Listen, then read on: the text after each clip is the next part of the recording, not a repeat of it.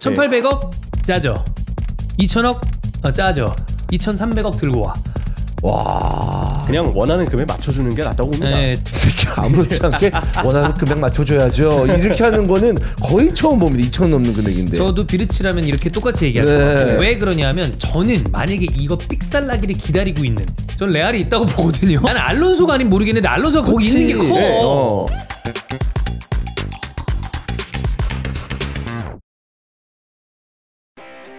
2025년 6월 2일 월요일입니다. 히든풋볼 PL 들어가도록 하겠습니다. 안녕하세요, 박종인입니다. 안녕하세요, 이스타일존입니다. 안녕하세요, 이명철입니다. 자, 이번 주에는 내일 이제 선거가 있고요. 그리고 금요일이 현충일입니다. 그래서 빨간 날이 굉장히 많아요. 네. 사실 대부분의 구독자분들은 빨간 날을 좋아하시지만 저희는 빨간 날을 좋아하지 않습니다. 왜죠? 뭐 따로 쉬는 것도 아니고 나와서 할 건 다 해야 되는데 빨간 날에 이제 또 우리 제작팀과 많은 임원들이 나온다. 모두 다 수당입니다. 그래서 본인이 안 좋아하는 거죠. 제가 안 좋아하는 거죠. 네, 그렇습니다. 저도 뭐 빨간 날은 전혀 상관이 없는데, 뭐 저도 내일 이제 녹화도 있고, 네. 근데 그냥 마음이 좀 그래요. 그러니까 자영업자분들이 네. 오히려 빨간 날 예전에는 빨간 날에 올랐대요, 매출이. 근데 요즘은 빨간 날에 안 나간대. 경기가 왜? 안 좋으니까. 그치. 그래서 오히려 매출이 올라가는 게 아니라 떨어지는 경우들이 있다 하더라고. 뭐 내일은 선거니까 당연히 뭐 그렇긴 해야 되는데 현충일도 마찬가지고. 근데 이렇게 이상하게 느낌상 이렇게 빨간 날이 많냐 이런 경우가 많은데 사실 뭐 저만 그렇지 대부분 분들은 뭐 아싸 이렇게 하시는 분들이 많을 테니까. 저는 이제 마음은 사실 좀 빨간 날이 좋긴 해요. 그러니까 좀 덜 복잡한 느낌이고 특히 이런 건물은 뭐 그치. 주차장도 당장 좀 네. 횡하니까. 그래서 약간 그런 마음이 있는데 사실 이제 저는 애를 키우니까 빨간 날에는 이제 애들하고 뭔가 좀 해야 될 것 같고 그리고 또 약간 좀 제가 만 일하고 있으면은 또 와이프는 계속 하루 종일 애를 또 봐야 되는 육아가 또 계속 그런 되니까. 상황이니까. 그래서 오늘 내일 또 휴일이니까 오늘 또 이제 애들하고 또 낚시하러 가거든요. 그래서 또 누구를 낚으시려고 그러나요? 저도 누구 나갔나요? 그냥 한 소리입니다. 네. 일단 와이프 하나로 충분히 낚았기 때문에. 아하, 예. 그거는 이제 사기에 좀 가까운 거 아닙니까?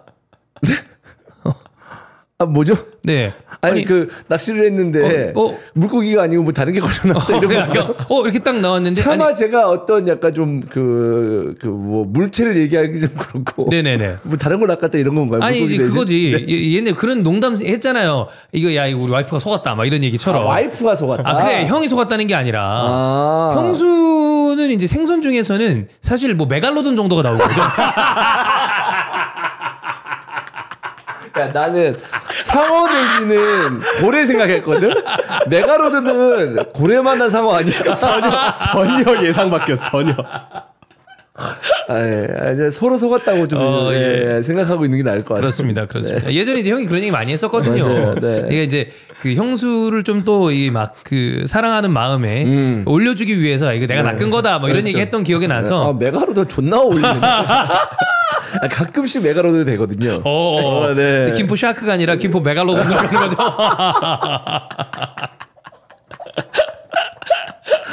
어떻게 영화를 만드는데 이제 상어로 안 되니까 거기에서 이제 더 변종이 메가로돈이잖아요. 아니면 고대의 생물. 고대에 있었던 거구나. 그걸로 기억하는데 그렇습니다. 자, 어쨌든 이번 주부터 다음 주가 클럽 월드컵 시작하기 전에 어찌 보면 거의 유일한 쉴 수 있는 프리시즌이긴 한데 이스타TV는 전통적으로 그리고 해외 축구 팬들은 전통적으로 이때를 좋아합니다. 이적설이 많기 때문에. 그렇죠. 네. 그리고 A매치도 있고요. 맞아요. 우리나라 경기 포함해서 네이션스리그 결승과 같은 또 중요한 A매치 일정도 이번 주 다음 주에 쭉 있습니다. 맞습니다. 말이 나와서 말인데 클럽 월드컵 중계는 어떻게 해요? 그냥 우리 울산만 하는 건가요? 아니 일단 핵심적인 경기들은 좀 할법하지 않나. 워낙에 이제 참가팀들이 좀 세니까. 맨시티, 레알, 파리 팀들이 있으니까. 뭐 그런 팀들 위주로 좀 하게 되지 않을까 싶습니다. 근데 뭐 울산도 있고 할 경기들이 많다 이번에. 울산은 전북이랑 하는 거 보니까 굉장히 고전하겠던데요. 기대를 안 하네. 저는 중계를 굳이 해야 될지 모르겠어요. 히든풋볼 K 녹화하기 전이거든요. 이제 요거 한 다음에 바로 K를 합니다. 저 2에서 맞아. 울산을 그러면 좀 울산 팬들이 많이 좀 섭섭해하지 않을까. 라는 생각인데. 솔직히 말해서 우리한테 섭섭할 게 아니라 김판공 감독한테 섭섭해야 되는 거 아닙니까? 그건 맞죠. 맞아. 네. 무조건 맞죠. 그래. 우리가 얘기한다고 못해지는 게 아니야. 그 김판공 감독님이 잘해야지. 네. 잠깐 나와서 봤는데 어떻게 보셨나요? 아유 뭐 볼 게 있나요? 볼 게 있어야 보죠. 예, 볼만한 그 네. 어떤 시간이 아니었다. 좋습니다. 가치가 없었다. 네. 예, 그런 얘기를 잠깐 나온 얘기지만 하고 싶네요. 예. 근데 왜 리드 1대0으로 그렇게 운영을 하는 거야? 아니 1대0 내지는 1대1로 끝내고 싶은 느낌이었어. 그런가? 분위기가. 그리고 마지막까지 봐서 그냥 하나 정도 넣으면 좋고. 그래서 이제 그 분위기를 좀 안 잃고 싶은 마음이지 않았을까라는 생각인데 이제 한 골 넣자마자 시간 너무 늦었고 뭐 하기에는 이제 뭐 남은 시간도 별로 없고 그래. 시간이 별로 없으니까. 아니 저는 이제 그때 기억을 하시겠지만 그 청희 형이랑 거스포익 감독을 런던 가서 만나고 왔잖아요. 그런 다음에 전북에 온 것도 놀랐는데 초반에 성적이 조금 흔들흔들했잖아요. 그래서 되게 사실 약간 좀 민망 난감이 있었어. 사실 그때 대표팀 감독 레벨 얘기를 하다가 그래도 포획 감독이 되게 좋은 마인드를 갖고 있구나. 뭐 언제 다시 우리 대표팀에 오든 뭔가 한국과 엮이면 좀 좋은 성적을 내면 좋겠다고 생각을 했는데 이렇게 되는 거 보니까 와, 씨, 좀 애매하네. 근데 그러다 다시 올라가니까 괜한 느낌으로 아, 그때 잘 만나고 왔다라는 생각도 들면서 지금은 치고 올라가는 기세나 경기의 느낌이 굉장히 괜찮지 않나요? 그 이제 필드 플레이어의 이제 10명 선수들의 롤이 명확하고 그러니까 그리고 그 명확한 롤에서 이제 선수 개개인의 어떤 동기부여도 있는 것 같고 또 선수들의 어떤 그 기량이 원래 있었던 선수들이니까 그죠. 안정적으로 경기를 좀 어쩔 때는 이기는 경기도 답답해 보일 때가 있긴 했었어요. 예. 근데 이제 계속 승리하는 모습을 보여주니까 흐름을 탔는데 사실 이 멤버들이 지난 시즌과 비교했을 때 되게 많이 변화되거나 그런 건 아니거든요. 사실 콤파니 하나 들어왔는데 콤파니도 사실 어제 경기에서는 부상이었어요. 근데 승리를 이렇게 하다 보니까 뭐 이승우 기용도 그렇고 이번에 세 보여. 그리고 어제 경기가 진짜 되게 좀 뭔가 누군가가 돌을 던졌어야 되거든. 네. 그러니까 뭔가 좀 파장을 일으켜야 된다라고 생각을 했었는데 파장하면 이승우 아닙니까? 그렇지. 근데 사실 그 전까지 기용이 좀 안 되고 있었잖아. 근데 이거는 좋은 포인트가 아니었나. 네. 이렇게 되면 이제 사실 그 이슬기 코치가 좀 잘 분위기를 네네네. 그렇습니다. 그러니까. 아니 근데 욕 먹을 만큼 먹어가지고요. 본인을 다시 그 생각하게 됐다 이렇게 얘기를 아주 좋아요. 하더라고요. 저희 팀은 그 파장이 의도로 그냥 판에 깔아주더라고요. 판 깔아주니까 김판곤인가 봐요. 네. 너무 답답합니다 좀. 야, 그래도 아직 클럽 월드컵도 가고 아직 상위권에 있으니까. 뭐 네. 6월 중순 말에 귀국하겠죠. 또 몰라. 그래 좀 보긴 해야 돼. 네. 아직 뭐 시즌이 많이 남았으니까. 열심히 해야죠. 그래도 그렇습니다. 기회니까. 네. 사실 지금 분위기 안 좋은 건 울산도 울산이지만 제주한테는 서울입니다. 그 또한 진짜 좀 안 좋긴 해요. 아, 그때 서울이지. 서울이 제일 안 좋지. 진짜 안 좋아. 최근에 그래도 좀 좋아진 느낌이었는데 다시 삐끗. 그래. 오히려 김학범 감독이 완전 야 이거 이대로 끝나나 싶다가 갑자기 올라오고 갑자기 K 얘기가 좀 재밌네요. 예. 네. 다시 APL로 넘어와서 뭔가 이제 해외 축구가 어제 있었던 챔피언스리그 결승으로 일단락이 되다 보니까 관심이 또 그쪽으로 잠깐 갔습니다. 리그는 일단 끝났으니까요. 네. 자, 챔피언스리그 결승과 이적설을 이야기를 할 텐데 파리 생제르맹이 그야말로 올해 많은 팀들이 이제 성불해해다라고 이야기하는 그 시즌에 딱 마지막 이 피날레를 장식을 하면서 트로피를 4개 따내게 됐고 정말 바람하지 않던 챔피언스리그 타이틀과 함께 트래블을 달성을 했습니다. 그렇죠. 일단 파리 생제르맹의 첫 챔피언스리그 우승 그리고 역사적인 트래블. 루이스 엔리케는 트래블을 2번이나 달성한 펩 가르디올라에 이어 두 번째 또 감독이 됐고 여러모로 열망했던 그간의 순간들을 정말 한 번에 다 이뤄낸 직관 가신 파리 팬분들은 특히 얼마나 큰 추억이 될지 좀 가늠이 안 되는 그 정도의 좀 소름 돋는 시즌을 파리가 좀 맞이하지 않았나 싶습니다. 우리가 그 흔히 얘기하는 어떤 오일머니 혹은 가스머니 이런 이 거대 자본이 들어온 팀들을 0304 로만의 첼시부터 보기 시작했습니다. 로만의 첼시 인수, 그 다음에 아부다비 이 자본의 맨체스터 시티, 그리고 카타르 투자청의 파리 생제르맹까지 크게 봤을 때 3개 팀을 봤는데 제가 자주 하는 얘기지만 이런 팀들에게 언제나 꼬리표가 붙는 건 너넨 근본이 없어. 그리고 너넨 돈으로 이 역사를 산 거야. 이거를 해소시킬 수 있는 방법은 챔피언스 리그입니다. 리그 타이틀을 딴다더라도 마지막까지 꼬리에 꼬리를 무는 거는 딱 그거예요. 그런 거 같다 진짜. 유럽 대항전이 없어. 그러네. 그럼 아스날은 근본이 존나 없는 팀인 건가요? 아니지. 그러니까 그런 말을 듣는 팀, 갑자기 돈이 투입되는 팀한테는 돈으로 너희들을 뭔가를 산 거야. 산 거다. 근데 거기서 챔스 트로피를 받으면 그래도 얘들이 정통성이 좀 쌓이는구나라고 좀 사람들이 생각하게 된 계기가 된다는 거지. 아스날은 원래 근본이 있잖아요. 원래도 사실. 강호였잖아요. 신흥 강호는 아니니까. 그 얘기를 다른 사람 입으로 듣고 싶었습니다. 위로를 받고 싶으셨던 거죠. 제 입으로 하기엔 좀 민망하니까. 네. 저는 진짜 이번 시즌이 너무너무 기대됩니다. 네. 뭐가 기대돼요?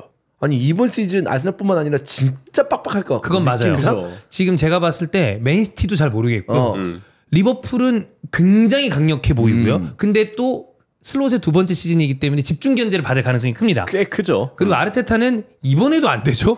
그러면 저는 이번에 안 된다 하더라도 경질하라는 얘기는 안 나와요. 근데 본인이 엄청난 도전에 휩싸일 가능성이 큽니다. 그리고 꽤 많은 수의 팬들은 아마 경질하라 얘기할 거예요. 그렇죠. 얘기가 나올 거고요. 그다음에 첼시 4위 올라왔습니다. 이제. 그리고 토트넘은 뭐 이따 얘기하겠지만 포스트가 어떻게 될지 모르는 상황. 맨유도 이를 갈고 어떻게든 덤비려고 할 거고 뉴캐슬 올해 PSR 플러스 돈 씁니다. 네. 아주 재밌을 가능성이 크죠. 그래서 거의 그 주말마다 제 목이 나만하지 않을 것 같아요. 매 경기 뭔가 좀 몰입해서 볼 수 있는 앞거리가 많아. 네, 상황이 되지 않을까라는 생각입니다. 어쨌든 그래서 이 정통성이라는 측면에서 첼시도 결국엔 소년 명수가 우승을 하고 그 이후에 투엘이 한 번 더 우승을 하면서 그 누가 이제 첼시에게 근본을 얘기합니까? 그쵸. 얘기하지 않고요.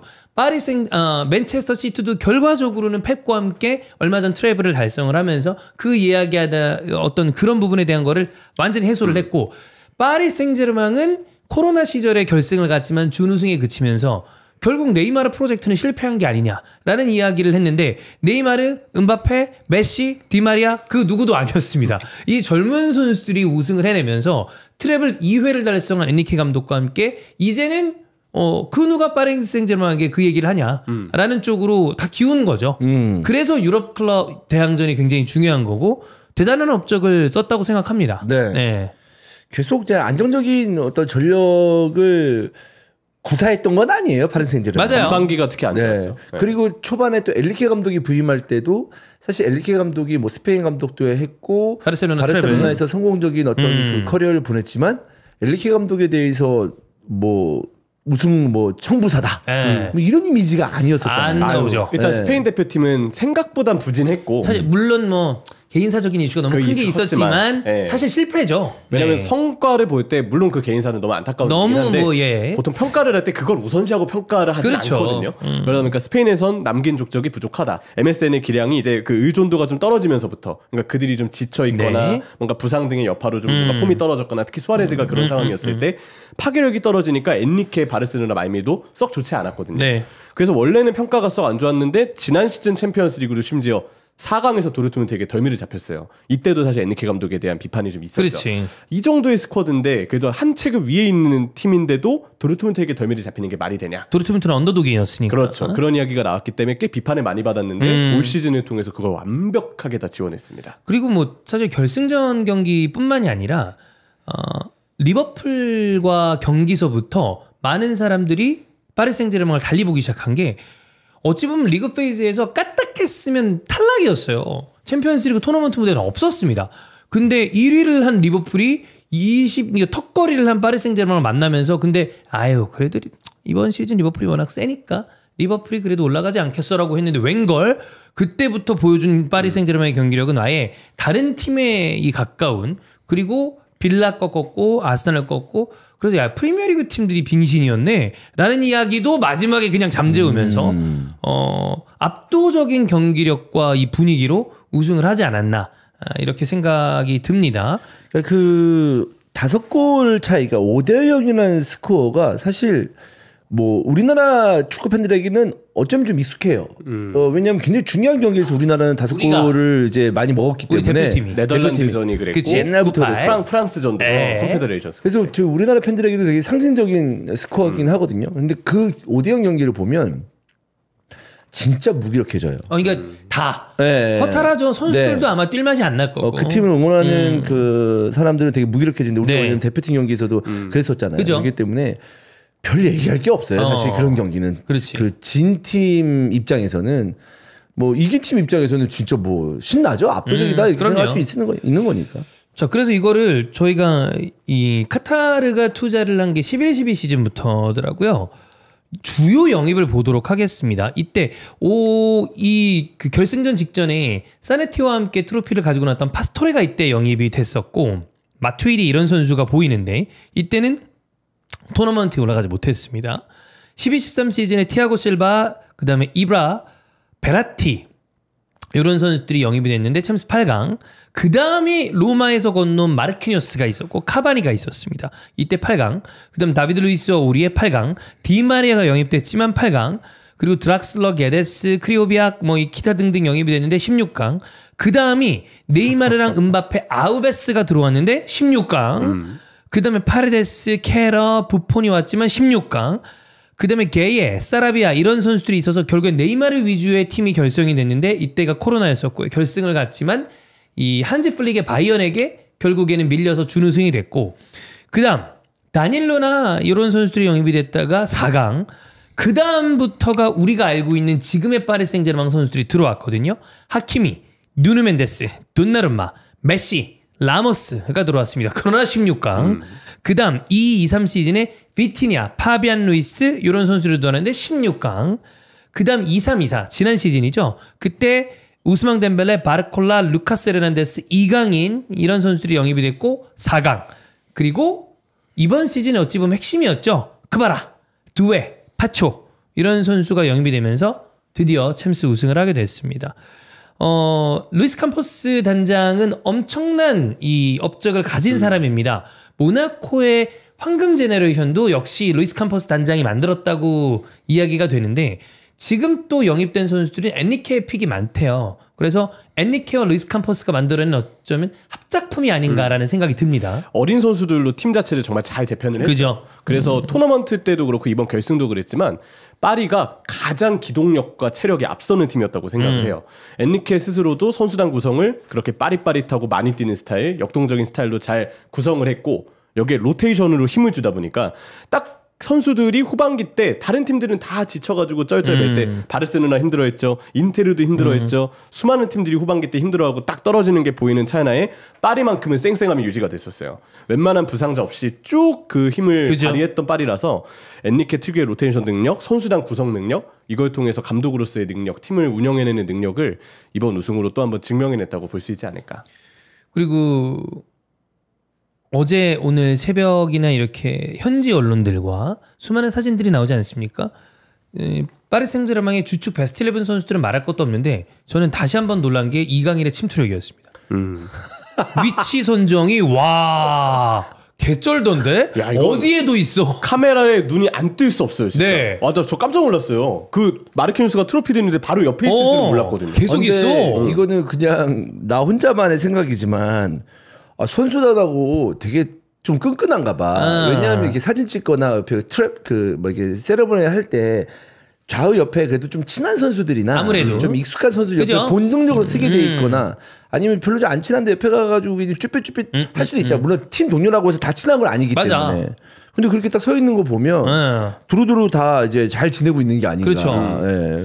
그래서 이강인 선수는 글쎄요 아마 이적을 하지 않을까 싶고 결승전에는 비록 못 나왔지만 전반기 때 또 팀원으로서 활약해준 게 있기 때문에 그리고 결국 트랩을 했잖아요. 그렇죠. 그것도 굉장히 중요한 포인트라고 생각해요. 근데 여기서 이제 개인적으로는 내가 많이 못 뛰었다라고 아쉬워할 수 있겠지만 누군가가 같은 팀원인데 쟤는 우리 챔스 우승했는데 뭐 별다른 거 안 했잖아 이렇게 생각하는 사람은 아무도 없거든요. 없어요. 그러면 그렇게 생각하면 팀이 아니거든. 그게 무슨 팀이야. 네. 그거는 그렇게 생각하지 않을 거라고 확신을 하고 많은 분들이 이제 그걸 좀 기대하는 경우들이 계시더라고요. 그러면 UEFA 슈퍼컵에 손흥민 대 이강인 대전이 만들어지겠다.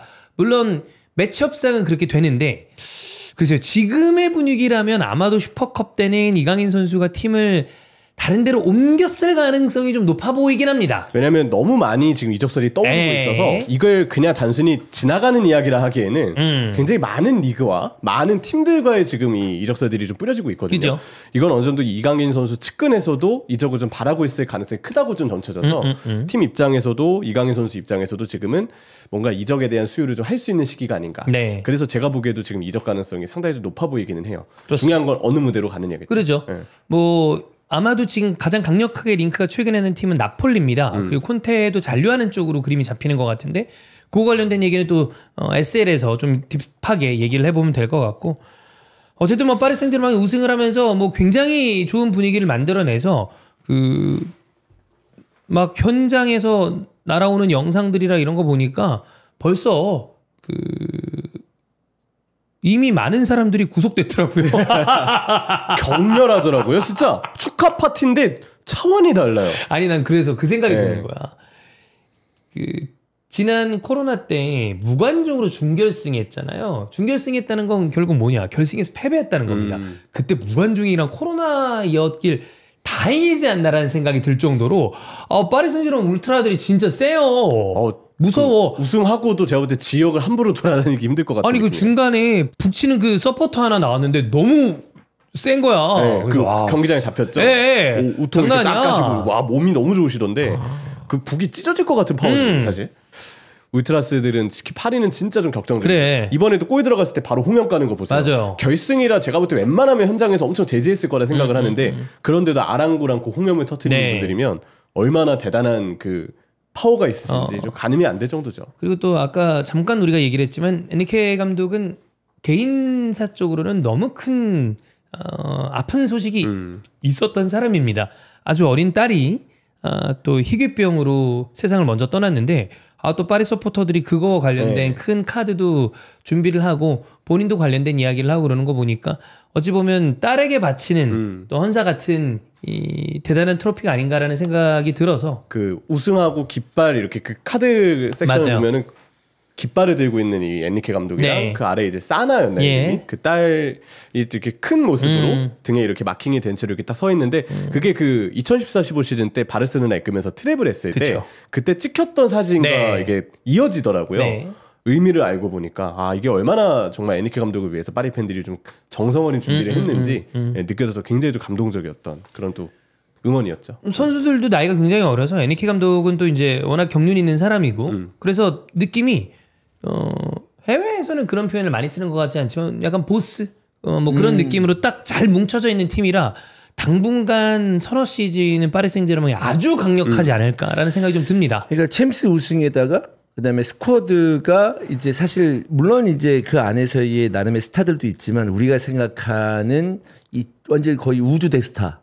그러니까 어떻게 본다면 본인의 에고가 센 선수들이 예전에 비하면은 많이 없거든요. 특 S가 막 이렇게 있었던 거에 비하면 한 A급 11명이 있는 느낌이에요. 그렇게 그리고 선수단이 어리고 그러면 그야말로 보스 체제로 팀이 다시 또 개편될 수 있는 부분이고 그러니까 개편이라보다 이제 공고해졌죠. 공고해졌죠. 그렇기 때문에 뭐 프랑스 안에서는 뭐 말도 할 필요가 없고 이거 이 정도의 기세면은 다른 팀들이 챔스에서 준비를 더 해야 된다. 웬만하면 쉽지 않을 정도로 드는 거죠. 왜냐하면 지금 어린 선수들이 지금 리그 우승에다가 챔스 우승 지금 했다. 그러면 엔리케의 말에 이제는 거역할 수 없어요. 절대죠, 완전히. 그렇죠. 엔리케는 제가 볼 때는 심리적으로도 쉽게 안 지칠 것 같아요. 감독 그 루이스 엔리케도 아마 인스타를 할 텐데 글 SNS에 올라온 걸 보니까 사이클을 엄청 좋아하더라고요. 그래요? 그러니까 축구 같은 거를 축구 지도하고 코칭하고 하면서 뭔가 스트레스를 많이 받을 거고 일상에 대한 어떤 따분함도 있을 텐데 그걸 본인 스스로 잘 극복해내는 인물인 것 같아요. 사이클을 엄청 좋아해서 틈만 나면 사이클이 올라온다고 그렇구나. 파리 팬분들도 이야기 좀 해주셨는데 그런 걸 보면은 개인 어떤 삶 쪽으로도 우승하고나 뭐 선수들이랑 있을 때도 되게 그 열정 넘치는 제스처를 루이스 엔리케가 많이 취하잖아요.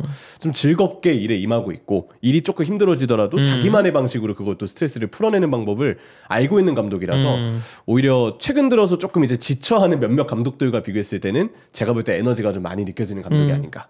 그런 부분도 좀 긍정적으로 보입니다. 뭐 특히나 이 중에 핵심이라고 할 수 있는 주장 마르키뉴스는 파리 생제르맹의 카타르 어떤 그 시기에 초창기에 들어와서 팀을 쭉 지키고 있었던 베라티나 여러 레전드들이 나갔음에도 불구하고 핵심을 지키고 있었는데 결국은 우승까지 했기 때문에 저는 진짜 사실 리그왕에서 경쟁력 있는 팀이 크게 많지 않은데 파리 생제르맹은 그 이상의 팀으로 군림을 할 수 있지 않을까라는 생각이 좀 듭니다. 자, 어쨌든 다시 한번 파리 생제르맹 그 챔피언스리그 우승은 축하한다라는 말씀을 드리면서 나머지는 여러분 모두 다 이제 이적설입니다. 우리가 예전부터 얘기했었던 흔히 삐라라는 느낌으로 가시면 될 것 같은데 히든풋볼에서 얘기하는 것뿐만이 아니라 빠르게 소진해야 되는 우리 속보는 지속적으로 영상을 업로드할 거니까 그거를 기다려주시면 될 것 같고 먼저 맨유 얘기가 많습니다. 맨유 얘기는 그 얘기 먼저 할게요. 이거 주원 형도 보셨을 것 같은데 이 아시아 투어 영상 보셨죠? 네. 굉장히 좀 이슈가 있습니다. 왜냐하면 사실 무리해서 간 건 맞아요.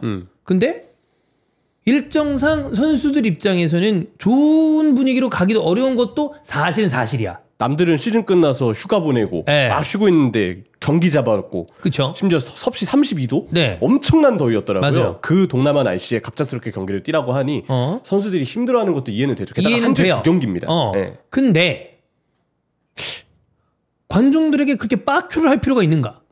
거기 있는 모든 팬들이 다 부모 욕을 했거나 선수에 대한 인신공격을 했으면 모르겠는데 그거는 조금 이해가지 않거든요. 그 중에서는 1년 넘는 시간 동안 아니 저 평생을 맨체스터 유나이티드를 응원하고 그 경기 직관을 위해서 돈을 모아서 시간을 할애하면서 선수들이 열렬히 응원했던 팬도 계실 거 아니에요. 동남아의 맨유 팬 진짜 많잖아요. 정말 인기가 네. 많대요. 그들이 거기 경기장에서 맨유 선수를 응원했던 거는 어쩌면 현지 팬들 이상의 응원이었을 수도 있어요. 거리나 이런 거를 고려했을 때. 그럼에도 심리적으로 그렇게 맨체스터 유나이티드를 애정하고 선수들에게 응원을 쏟은 분도 거기에 있을 수 있는데 돌아온 게 뻑큐라고 하면은 이거는 좀 무례한 행동이죠, 사실. 이거는 좀 이해가 가지 않습니다. 아니 근데 이게 본인이 욕을 이제 들은 거잖아요. 본인은 그렇게 얘기해요. 네. 그래도 본인을 위해서라도 또 구단을 위해서라도 좀 더 세련된 대응을 했으면 좋았겠다는 생각이 딱 이 표현이 맞는 거죠. 세련된 대응이 필요하긴 하죠. 그러니까 만약에 화가 나면 분명히 주변에 관계자들이 깔려 있습니다. 그러면 굉장히 불쾌한 모욕적인 언사를 들었고 저 사람에 대해서는 뭔가 조치가 취해졌으면 좋겠다라는 이야기를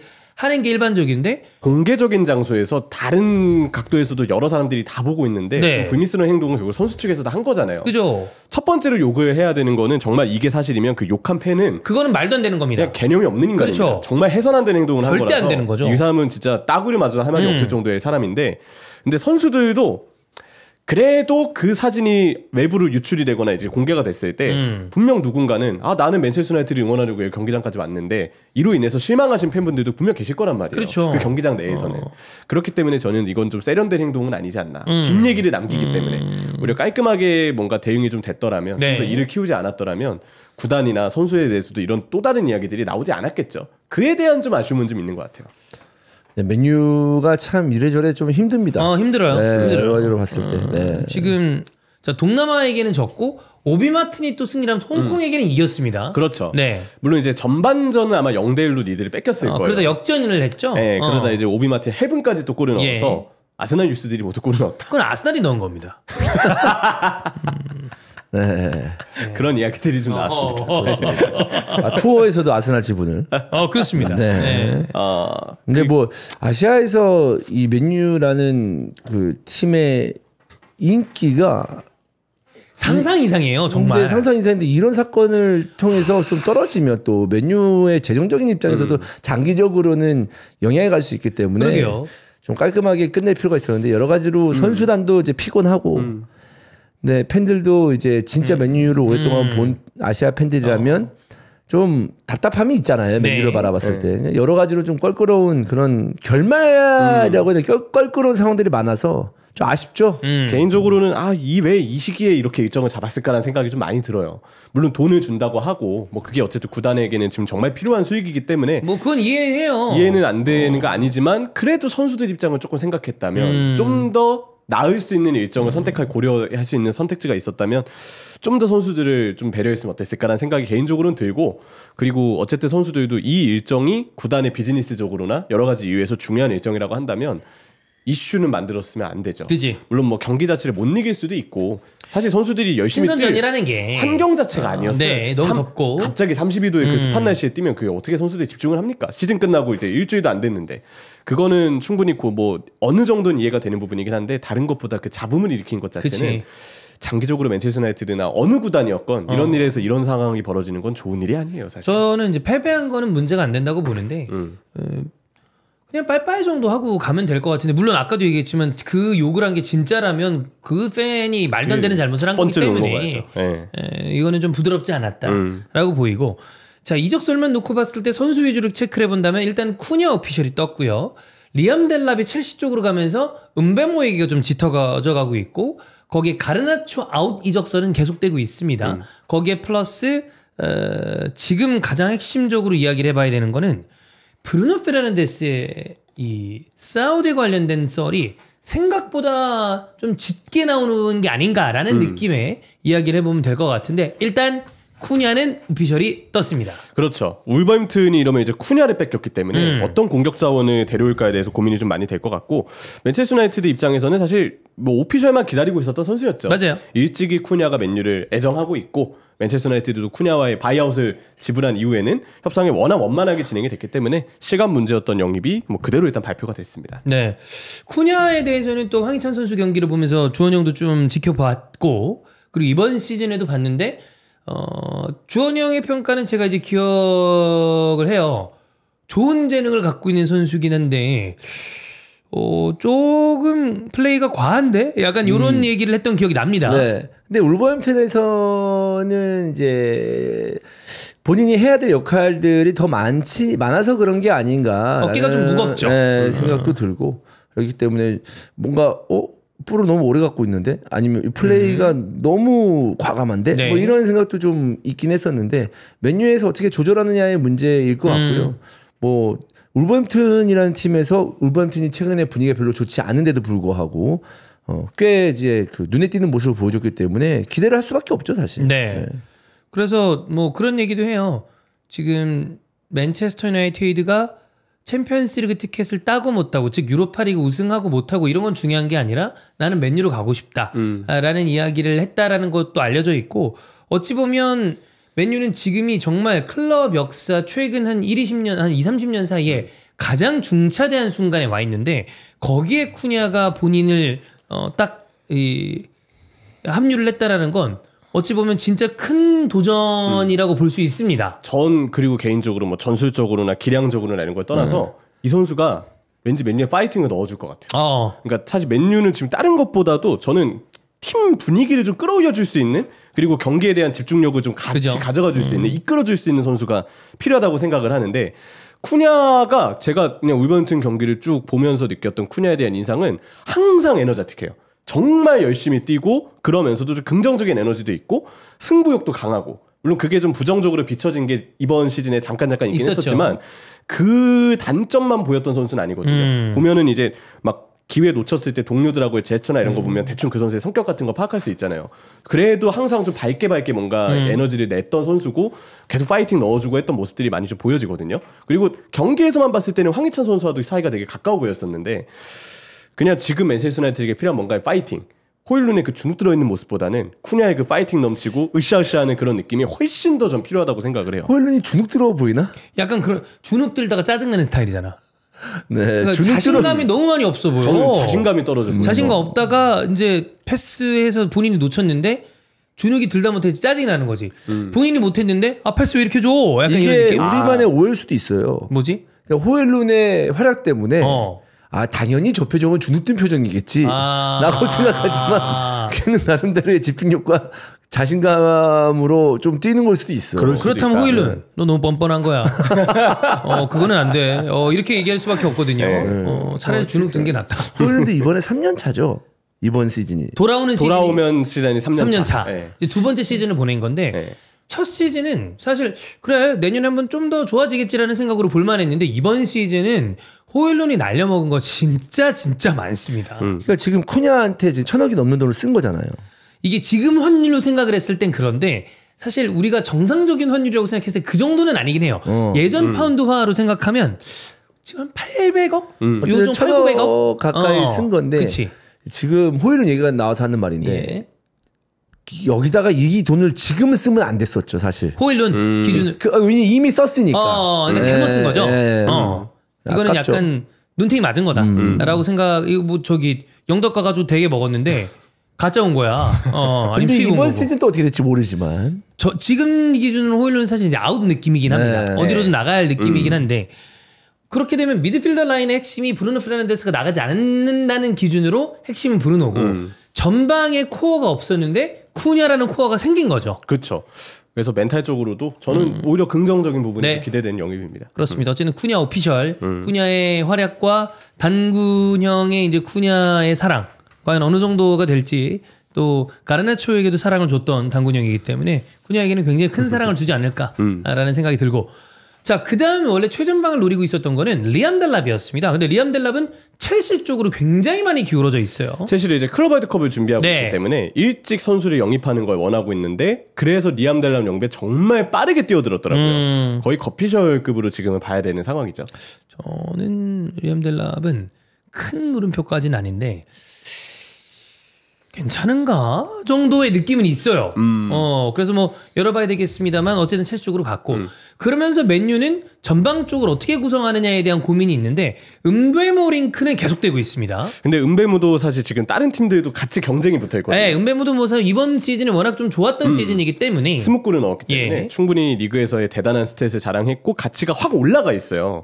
2선 공격수 필요한 팀들이 은베모 영입에 굉장히 많이 뛰어들고 있어서 맨체스터 유나이티드가 노리고 있지만 일단 경쟁은 좀 불가피한 그런 상황으로 중간 상황을 좀 볼 수 있습니다. 은베모 관련된 얘기는 한번 저희가 한 적이 있었는데 저는 개인적으로 은베모 좋은 선수이긴 하나 직전 시즌에 보여줬던 어떤 20골의 스탯은 약간 후루쿠 시즌일 가능성을 조금 개인적으로 제기를 해보거든요. 그래서 좀 내년에도 이럴려나? 물론 확 터진 건 맞는 것 같은데 이 선수가 지금까지 보여줬던 결정력이 이게 아니었거든요. 그래서 조금 불안한 느낌이 없는 건 아닙니다. 네, 그래서 어쨌든 이 은베모 관련해서는 이 맨유와 또 링크가 지속적으로 되고 있고 우리가 그 생각은 해봐야 돼요.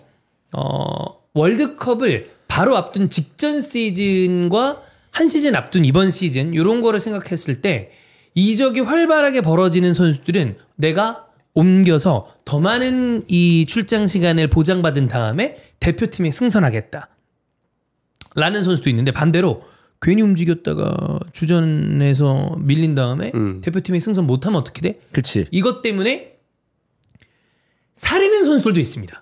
그렇기 때문에 요거에 대해서는 우리가 이번 여름 이적 시장을 볼 때 월드컵이 내년에 있다라는 건 좀 중요한 포인트가 될 수도 있다라는 걸 체크를 해보면 좋을 것 같고 브루노 페르난데스는 한번 좀 봐야 되긴 하는 게 아릴랄이 좀 진심으로 덤비는 것 같아요. 그리고 후벤 네베스 같은 선수들도 설득을 하는 것 같습니다. 그래서 요거는 조금 아직 이야기가 완전 끝난 건 아닌 것 같고요. 본인이 좀 진지하게 고민하고 있다는 얘기를 그 BBC의 사이먼 스톤이 남겼죠. 뭐 이름값 있는 기자기 때문에 저는 그 전까지 무조건 브루노는 자유할 거다. 본인의 의지도 있어 보인다라고 생각을 했는데 이 얘기가 나와서 조금 궁금해지긴 해요. 했어요. 궁금해지긴 했어요. 이게 브루노가 어쨌든 고민하고 있다는 이야기가 나온 거는 그 전까지 브루노의 입에서 나왔던 나는 맨체스터 유나이티드에서 뛰는 게 좋다. 여전히 꿈의 클럽이고 구단이 나를 팔지 않는 이상 나는 자유를 우선시할 것이다. 그 이야기 때문에 대부분의 팬분들도 확신을 가졌겠지만 사이먼 스톤의 이 이야기는 무시하고 마냥 넘어갈 이야기는 아니거든요. 그래서 조금 변수가 생긴 것 같다. 왜냐하면 본인도 고민할 수밖에 없는 대단한 조건의 금액을 아릴랄이 제시를 했거든요. 이거는 약간 흔히 우리가 최근에 얘기했었던 그 밈 있잖아요. 돈으로 행복을 살 수 없다면 그 돈이 부족한지 생각해봐라. 이거는 너무 말도 안 되는 이 연봉이긴 합니다. 그리고 브루노 페르난데스의 나이를 생각을 한다면 맨유도 만약 이 종류 수익을 올릴 수 있다면 지금이 최적이긴 해요. 물론 팀의 기둥뿌리를 뽑아가는 거기 때문에 이 공백을 어떻게 메울 것인가라고 생각한다면 굉장히 또 어려운 일이긴 하나 만약에 돈을 회수를 한다면 이만한 기회가 없는 것도 사실은 사실이야. 근데 개인적으로 팬의 입장에서 보면은 만약 이대로 정말 브루노가 떠나면 전 팬분들은 좀 많이 실망할 것 같아요. 브루노한테. 엄청 저는 브루노도 그렇고 구단에게도 좀 실망할 거라고 봅니다. 특히 이제 브루노의 경우는 결국 인터뷰를 통해서 나는 그래도 꿈의 클럽에 뛰고 있고 구단이 나를 팔기 전까지는 난 잔류할 것 같다는 뉘앙스로 잔류에 대한 뉘앙스를 계속 풍겼거든요. 근데 실제로는 뒤에서 뭔가 본인이 고민을 하고 있었고 이적에 대해서 본인이 먼저 선택을 하는 게 나왔을 시에는 사실 팬들이 뭔가 섭섭함을 안 느끼기가 힘들죠. 근데 그런 거 있잖아. 지금 브루노 개인의 선택은 우리가 알 수 없는데 이 오퍼를 들었다라는 이야기가 뉴스에 나온 다음에 뭐 맨유 구단과 브루노의 어떤 그 협상 테이블 혹은 티타임이었어. 티타임이었는데 내가 맨유 쪽이고 형이 브루노예요. 그러면 그 이적서를 받지? 그런데 브루노는 얘기하는 거지. 아 그럼요. 근데 저는 뭐 형들이 저 믿어주면 전 끝까지 맨유로 갑니다. 아 그럼 믿지. 근데 너 그거 들었어? 이번에 200명 자른 거? 그러니까. 그리고 좀 뭐 힘든 건 힘든 거니까 그래도 너같이 잘해줘야 된다. 브루노 너 이번에 내년에 너 우승시킬 수 있지? 이거 믿어줄 테니까 리그 우승해야 된다? 아니면 우리 진짜 힘들어. 우리 이적료도 부족한데 너 많이 못 밀어주는데 그래도 우승해야 된다? 막 이렇게 막 다른 방향으로 압박을 주는 거야. 그러면 브루노 입장에서는 나가라는 거야? 뭐야? 이거 그냥 농인데. 아니 그런 게 있죠. 사실 이제 맨유의 이거는 앞으로의 플랜하고 관련이 있다고 저는 생각이 들어요. 그러니까 맨유가 지금 뭐 리빌딩 한다고 했을 때 바로 이제 우승권을 갈 수 있느냐라고 봤을 때 그런 건 아니잖아요. 그러면은 적어도 챔스권은 가야 되는데 챔스권에 갈 때 필요한 선수이긴 하나 지금 돈도 필요하단 말이야. 그러면 챔스나 우승이냐는 좀 이 별거 아닌 순위 차이지만 엄청나게 좀 다른 돈을 써야 된다는 거는 그럼요. 우리가 다 알고 있는 사실인데 그런데 이제 챔스권이다라고 봤을 때는 야 그래도 그냥저냥 팀 단단하게 만들면은 챔스권은 가지 않겠어? 근데 저쪽에서 2천억 가까이 주네. 브루노 팔면 그러면은 구단 차원에서도 혹할 수 있지 않을까라는 생각이에요. 그러니까 장기적인 네. 플랜을 또 봐야 되는 상황이기 때문에 지금 브루노를 팔아라 이 뜻은 아니지만 구단에서의 스탠스가 더 중요하지 않을까? 구단 스탠스가. 저도 그런 느낌이에요. 그래서 약간 두 가지가 보장이 돼야 됩니다. 뭐냐면 브루노를 판 금액으로 아주 높은 가능성의 성공을 할 수 있는 선수를 데려올 수 있는가. 그리고 아모링이 그 스쿼드를 통해서 어느 정도의 퍼포먼스를 낼 수 있는가. 요게 보장이 된다 그러면 저는 이 세상에 대체 불가능한 선수는 그렇죠? 없다라고 생각을 하기 때문에 선택을 이해 못하는 건 아닌데 지금까지 최근에 맨체스터 유나이티드가 큰 이적료를 발생시키면서 데려왔던 선수들의 성공 여부 그리고 아모링이 물론 누더기가 된 스쿼드를 받았지만 시즌 말미에 리그에서 보여줬던 경기력을 감안했을 때 뭐가 더 확률이 높아? 좋은 성적을 냈는데? 라고 하면 팬들은 그래 브루노 남겨야지 라고 하는데 저라도 한 표를 줄 것 같아요. 만약에 대체할 수 있는 선수가 있다. 그리고 맨유가 뭐 챔스권 안에서 이제 항상 안정적인 전력을 보여줬다라고 하면은 저는 그 뷔페 팔아도 되지 않아요? 이 정도 돈이면? 네. 뷔페 빠진다고 해서 챔스권에 있던 팀이 뚝 떨어지겠어요? 이렇게 얘기할 것 같아요. 근데 지금 맨유 입장에서는 챔스도 큰 도전이거든요. 그럼요. 지금 분위기를 봤을 때. 저라면은 우리 무조건 챔스 가야 돼. 아니면 내년에 야 차근차근 올려. 가 아니고 무조건 챔스 가야 돼. 그러면 저는 뷔페 안 팔죠. 팔 수가 없죠, 솔직히. 저도 그게 더 안정적이라고 봅니다. 대체 힘드니까. 네. 지나가면서 본 이적설인데 그 만약에 브루노가 나갈 시에는 페드로 곤살베스를 영입할 수 있다는 이야기도 잠깐 나오더라고요. 그 스포르팅에서 아모링의 제자죠. 예. 근데 저는 그 매물을 보고서 그 소식을 보고서 안 좋은데. 그니까요. 곤살베스가 나쁘다라는 게 아니라 브루노를 그만큼 대체할 수 있는 선수인가? 그리고 모르겠는데요. 변수가 좀 있는 픽이에요. 제가 볼 때 리그 적응이나 여러 가지 부분에서 봤을 때. 그래서 이게 브루노를 팔고 대체하는 게 정말 쉬운 일이 아니겠구나. 그럼. 그 생각이 들어서 저도 팀이 좀 더 좋은 성적을 내는 걸 당장 우선시한다면 잔류가 무조건 맞다. 아니 예를 들어 브루노를 팔아요. 그 돈으로 맨유가 비르치를 영입할 수 있어. 그러면 지금 팬들도 그래 야 그동안 고마웠다 이렇게 할 거야. 그치. 근데 그게 아니잖아.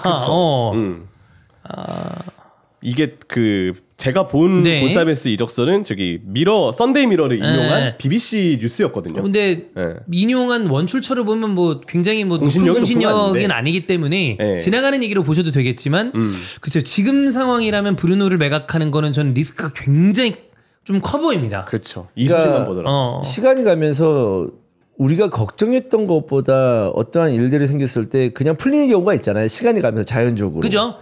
근데 그 전에 여러 가지로 어떤 그 앞에 미래가 잘 보이지 않을 때는 속 시끄럽고 머리 아프거든요. 저는 맨유의 보드진, 스텝, 코칭 스텝, 선수 다 머리 아플 것 같습니다. 골 때리죠 이거. 진짜 지금 골 때리는 상황. 안개 속에 어떻게 될지 모르겠는 거야. 시간이 지나가서 이 선택이 맞았구나 혹은 그때 그렇게 할 걸이라는 후회가 될 수도 있는데 그걸 결국엔 본인들이 잘 선택을 해야 되지 않나라고 생각이 듭니다. 자, 그다음에 가르나초인데 뭐 가르나초는 지금 상황상 팀을 떠나는 게 뭐 정배라고 보면 될 것 같고 어디로 가는지가 중요할 것 같아요. 첼시 링크 있고 나폴리 링크 있고 얘는 더 잘해야 돼요. 이적료도 많이 발생을 시킬 만한 선수이기 때문에 더 잘해야 됩니다. 근데 잘할 가능성도 있죠. 아직 어린 걸 하면. 예, 저는 충분히 스텝업을 할 가능성이 있는 선수고 어쨌든 열심히 뛰고 속도 있고 돌파력 있는 선수라서 측면 자원이 정말 급하게 좀 필요한 팀에게는 여전히 매력적인 매물일 수 있다라고 생각하는 선수입니다. 그렇습니다. 자, 그다음에 첼시로 가겠습니다. 첼시는 왼쪽 윙포워드 관련된 링크가 좀 있는데 아무래도 제이든 산초의 경우에도 아주 만족스러운가라고 물으면 그거는 좀 아니고. 그래서 위약금을 지불하고 임대 복귀 시킬 수 있다는 이야기가 있더라고요. 그 돈을 내고 복귀를 시키는 건데 그렇죠. 그것마저 생각을 해. 그러니까 제이든 산초도 어찌 보면 도르트문트에서의 모습이 몰라요. 그 리그가 맞는 건지 뭔지 모르겠어. 그때 말고는 되게 임팩트 있는 모습을 보여주지 못한 거예요. 한번 다시 도르트문트로 지난 시즌 돌아갔을 때 물론 좋은 옵션이긴 했지만 이전에 도르트문트에서 전성기를 누볐을 때만큼의 끈 아니었거든요. 아니었어요. 네. 스쿼드 멤버죠. 그렇게 봐야 돼. 가든지. 네. 근데 이 선수가 발생시키는 이적료나 연봉을 봤을 때는 스쿼드 멤버이면 안 되는 이 돈이 나오는 선수이기 때문에 좀 아쉬움이 있는 편이고.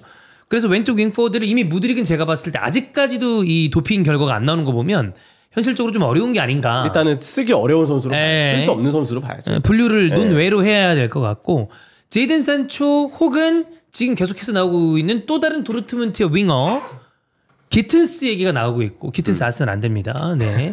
자, 그다음 링크하고 있는 가르나초에다가 뭐 전체적으로 포워드를 볼 수 있는 리버풀과 링크가 있었던 에키티케까지 함께 나오고 있는 것이 첼시의 이선 자원 그리고 포워드 쪽 이적설이라고 보면 되겠습니다. 와, 뭐 영입설 진짜 엄청 많네. 진짜 많아요. 네. 누가 좀 나아 보이나요, 형철이는? 저는 근데 사실 가르나초는 아직 그래도 아까 말씀드린 대로 성장 가능성은 있다. 하지만 마무리에 대한 이슈가 항상 끊이지 않는 선수고 기튼스는 정말 안 되거든요. 네. 저는 항상 좀 반대예요. 저는 기튼스는 오면 되게 후회할 것 같은 선수. 전형적으로 좀 안 돼. 이게 잘 될 수도 있기 때문에 이런 얘기하는 게 좀 위험하지만. 근데 도르트문트에서 올 시즌 내내 잘한 게 아니거든요. 그러니까. 전반기 딱 잘하고 뚝 떨어졌던 걸 봐서 더 걱정이 되고. 니콜 윌리엄스는 뭐 비싸기 때문에 역시 영입에 대한 현실적인 가능성을 타진하기가 굉장히 좀 쉽지 않고 이런 점들을 고려하면 왜 팬분들이 그나마 산초가 나은 거 아니냐라고 하는지는 이해가 좀 되는 게 있어요. 비용이나 이런 것까지 생각하면 어쩌면 효율적일 수 있다. 그런 생각이 또 들기도 하는데 근데 또 산초가 안 맞는 부분도 분명히 있거든요. 첼시 전술에서 누가 낫다라고 선뜻 얘기하기 힘들지만 이 중에서 성장 가능성은 그래도 가르나초가 있는 거 아닌가요? 그냥 그렇게 좀 보고 싶네요. 근데 만약에 가르나초가 리그 내로 움직이죠? 그러면 재밌는 그림이 나올 겁니다. 제3자 입장에서는 만약에 가르나초가 첼시 유니폼 입고 골 넣고 세리머니를 한데 박아. 그다음에 골 넣은 다음에 아모리안파에 가가지고 뭐 한번 해. 그러면 존나 재밌죠. 그러면 그렇게까지는 안 하겠지. 혹시 몰라요. 예전에 그 대안이 이임생 감독 앞에서 이렇게 무릎 세리머니 했던 거 아시죠? 그거는 이거였나 이거?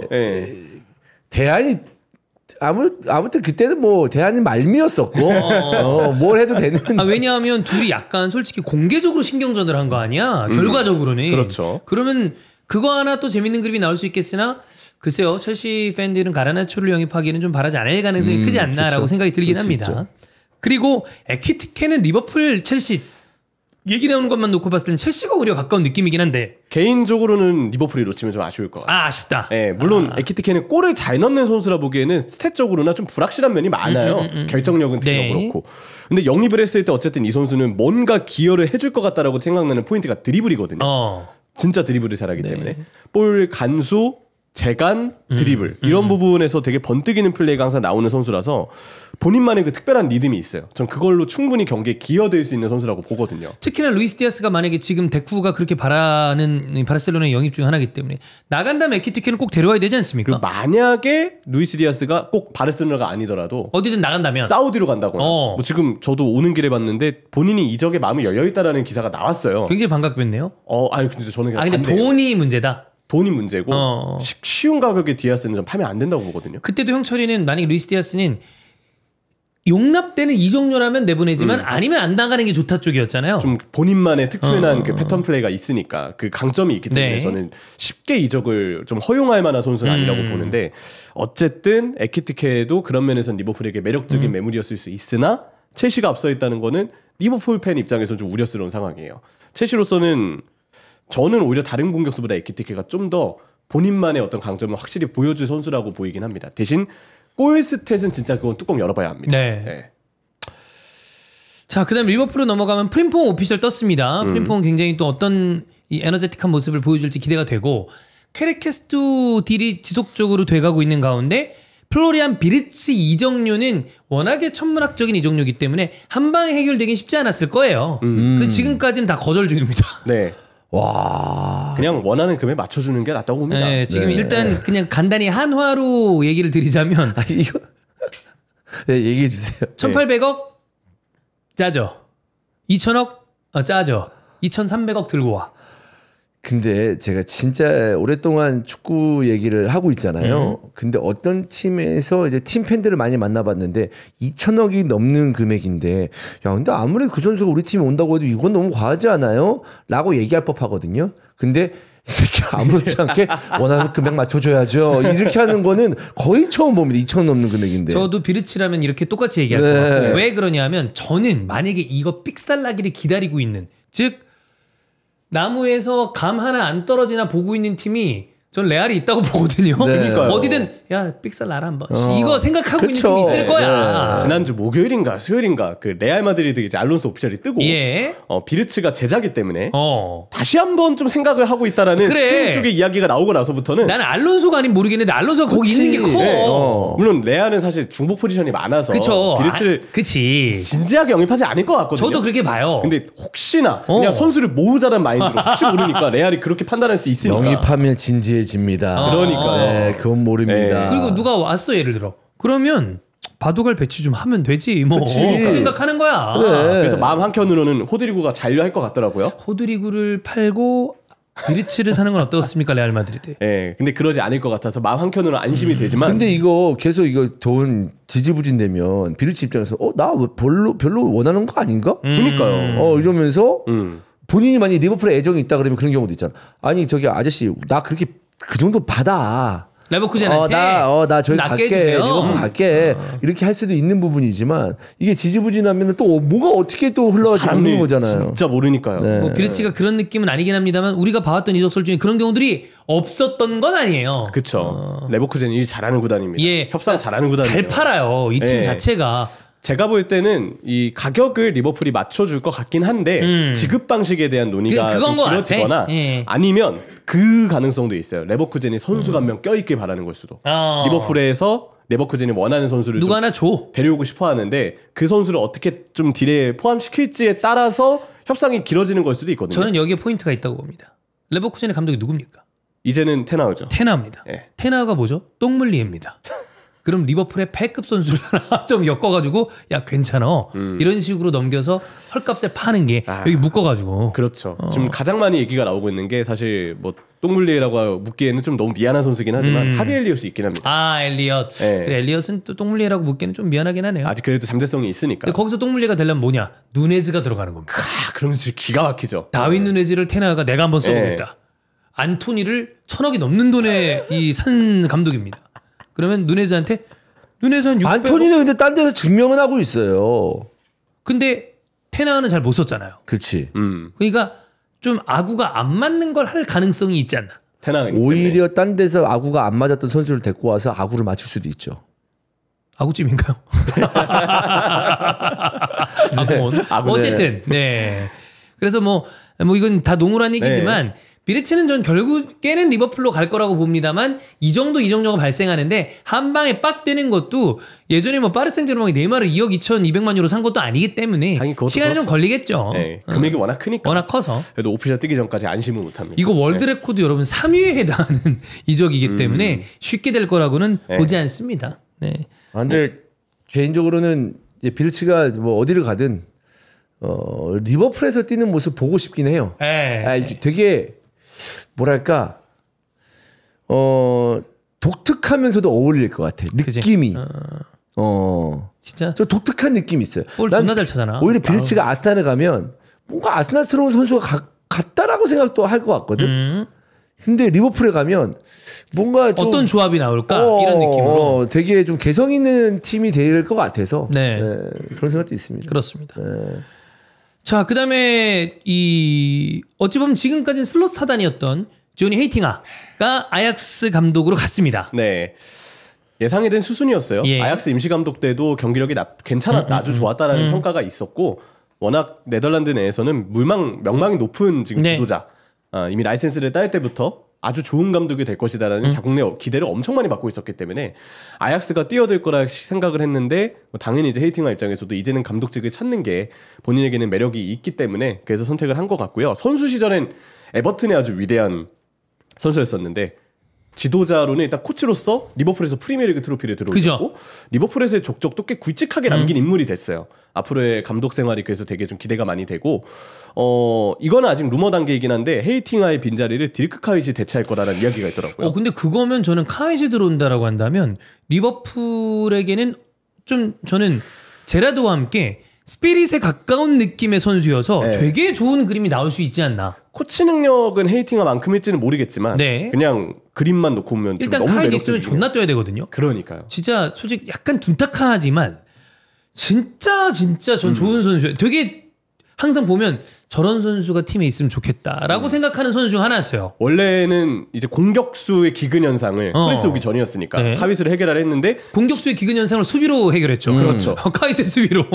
사실 기대했던 방향과는 다른 방향에서 달랐어. 좀 카윗이 성공을 한 거니까. 근데 진짜 그 특유의 에너지가 너무 매력적이었고 그 당시는 아마 캐피타원컵이었나 칼린컵이었나 이 2011-12 시즌 달글시 감독 아래에서 우승을 할 때 그때 결승 때 카윗이 그 온몸을 활용해서 골 넣었던 그런 것들이 막 생각이 나거든요. 로망이 있어요. 오면은 낭만적이긴 할 것 같다는 생각이 들긴 해요. 은퇴할 때도 되게 그림 죽이게 나왔던 걸로 기억하는데 마지막 경기였나? 그 세레모니 하면서 맞아. 그 은퇴를 했던 것도 생각이 나고 오면 멘탈적으로 아주 훌륭할 것 같습니다. 네. 그렇습니다. 자, 그다음 아스날 얘기 간단하게 하면 지금 아스날은 요케레스와 세슈코 둘 중에 누구냐라는 이야기가 나왔고 베르타 단장은 요케레스, 아르테타의 픽은 세슈코다. 이런 쪽 얘기가 나왔었는데 저는 이거는 과감하게 조원 형한테 요청을 해보겠습니다.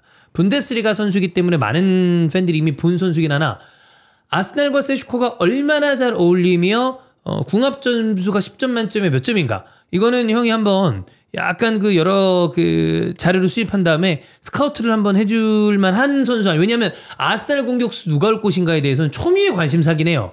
요케레스하고 세슈코. 근데 세슈코 쪽으로 조금 더 기운 느낌인데 그래도 예를 들면 형은 지금이라도 철회해라. 요케레스로 갈아타라. 그런 얘기를 할 수도 있는 거 아니야.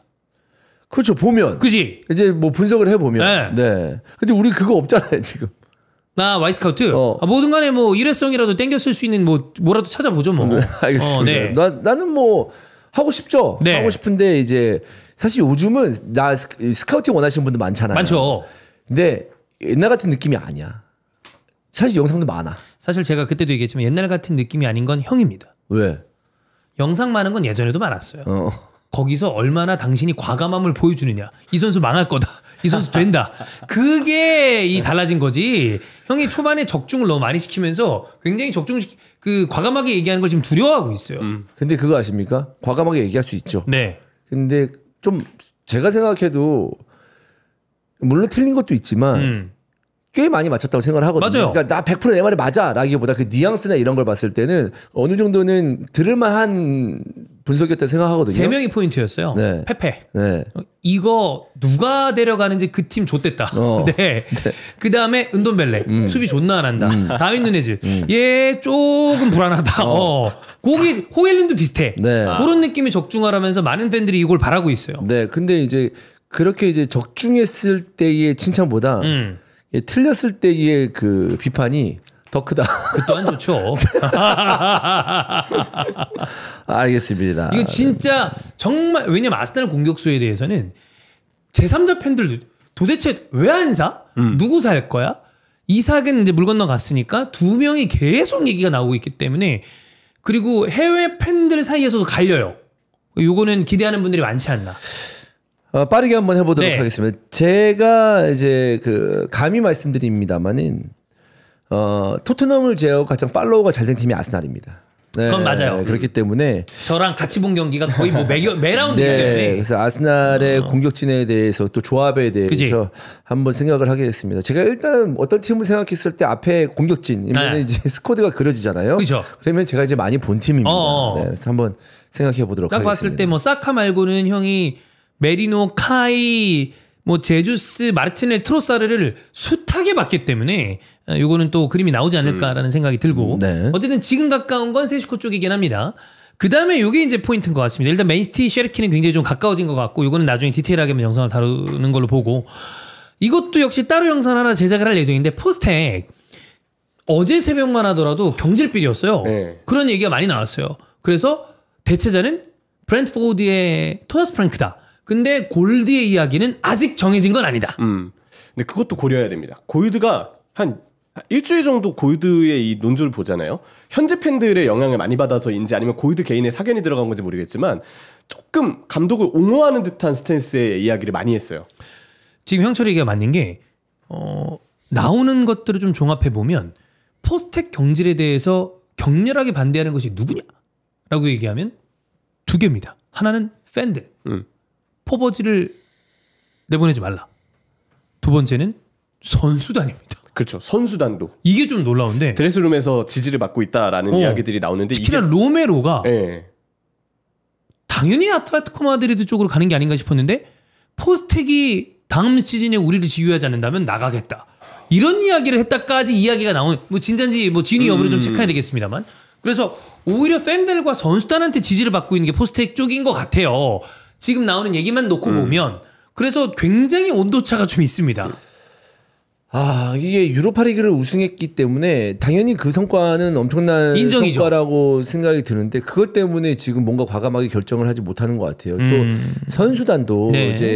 이제 코칭, 그러니까 보드진과 팬들과 선수단의 마음이 다를 수 있거든요. 그죠? 근데 유로파리그를 우승하지 못했더라면 감독이 아무리 좋아도 자기들도 명분이 없어요. 없어. 팬들한테 감독 지켜야 된다. 근데 팬들 너네 지금 몇 위에 있는데? 미쳤냐? 감독 17위야. 지켜야 된다. 유로파리그를 우승했으니까 할만하지. 이렇게 생각하잖아요, 사실. 뭐 얘기가 나오 성과가 있으니까. 이게 얄궂은 거라니까. 네. 그리고 유로파리그를 우승했기 때문에 이제 시즌이 끝나고 유로파리그 우승하고 내가 봤을 때 시즌이 한 10경기 정도 있다. 근데 계속 2무 8패만 이렇게 했다. 그럼 정신이 나요. 그러면은 이제 아니구나. 꿈에서 깨. 근데 이제 마무리를 딱 유로파리그 우승 고지를 딱 점령을 했단 그렇지. 말이야. 그럼 2번째 고지가 보이거든. 그 높은 데서. 네. 그러면서 이제 뭔가 좀 희망 회로를 돌릴 수 있는 계기가 됐기 때문에 어느 정도 이 분위기가 예상이 되는데 정말 냉정하게 판단해야 되는 사람 입장에서는 애매하죠. 사실 우리도 토트넘을 좀 냉정하게 판단을 해야 될 거 아니에요. 사실. 맞아요. 그러면은 불안하지 않습니까? 또 이 내년 시즌에 17위, 뭐 16위, 17위. 이거 17위. 네. 16위, 17위 이거 또 없죠. 말도 안 되죠. 지금 토트넘 런던에서 그 정도 규모를 6만 가지고 넘는, 있는 팀이 하기도 힘든 순위이기도 합니다. 사실. 말도 안 돼요. 어떻게 보면. 저는 현지 팬들이 생각하는 거는 당연히 그럴 수 있다고 봅니다. 이게 2억 마리 떨어진 해외 팬들이랑 현지 팬들은 트로피가 없고 그거에서 압박받는 게 토트넘의 구단이랑 이런 것들을 생각했을 때 해외에서 응원하는 팬들이랑은 아예 정서가 다르기 때문에 그들이 옹호하는 이야기를 한다라는 거는 100% 이해를 하나 이게 또 감정으로만 다음 시즌을 기대할 수는 없잖아요. 근데 이 선수단이 어쨌든 감독을 진짜 지지한다라는 이야기가 뭐 사실이고 그게 진짜 단단하다면 팀적으로는 굉장히 좋아요. 좋기 때문에 그러니까 있잖아요. 유로파리그에서 간간히 보여줬던 안정적인 전술. 이런 게 가미가 되고 또 새로운 코치가 들어와서 또 팀이 또 변모할 수도 있는 부분이기 때문에 만약 그런 부분이 보완이 된다면 어느 정도 순위도 낼 수도 있는 부분이잖아요, 사실. 그런 걸 기대하겠죠, 긍정적으로. 네. 그 긍정적인 회를 돌리면은 이제 유로파리그 우승도 있고 선수단의 지지를 받고 있으면은 고민이 될 수밖에 없죠. 야, 그래도 17이라는 순위가 너무 충격적이라서 경질되지 않을까라는 생각을 좀 개인적으로는 합니다. 나도 그렇긴 해요. 바뀌긴 바뀌어야 되거든요, 토트넘은. 바꾸려면 지금이 제일 좋은 시기예요. 적기예요, 정말.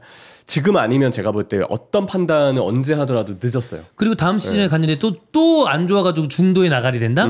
그것도 또 그러면 토트넘은 한동안 어려움을 겪을 수밖에 없는 그림이 되는 거죠. 그렇죠. 이미 1년 반 정도의 시간 동안 포스테코글루의 단점을 봤기 때문에 바꾸려면 지금이 낫다. 왜냐면 뭐 비나이였나요? 비나이 벤카테샴. 아스날 출신 CEO. 네, 새로운 CEO도 이제 트로이 목마다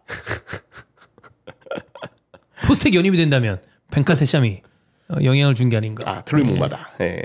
뭐 이전에 경기장을 좀 와 있는 모습이 포착되긴 했지만 어쨌든 공식 업무 시작을 이제 곧 알릴 거다라는 이야기도 지금 나와요. 보도를 보면. 새로운 어떤 수뇌부진 변화와 함께 지금 감독도 같이 발표를 하는 게 어떻게 보면 변화를 위해서는 지금 가장 좋은 타이밍이라고 보거든요.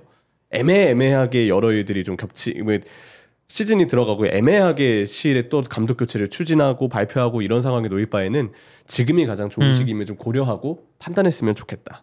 네, 그런 의견을 좀 덧붙이겠습니다. 그렇습니다. 뭐 조만간 뭔가 나올 것 같아요. 생각보다 빠른 시일 내에. 그래서 결과를 보고 또 판단을 하면 되지 않을까라고 생각이 듭니다. 자, 여러분 그러면 히든볼 EPL 오늘 여기서 마무리하고 또 다음 주에 소식도 잘 모아서 함께하도록 하겠습니다. 고맙습니다. 고맙습니다. 감사합니다.